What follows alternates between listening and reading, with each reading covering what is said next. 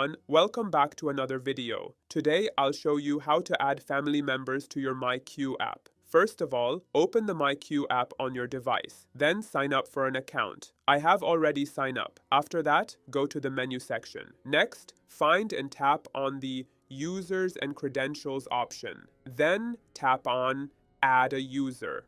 Now, you'll have two options.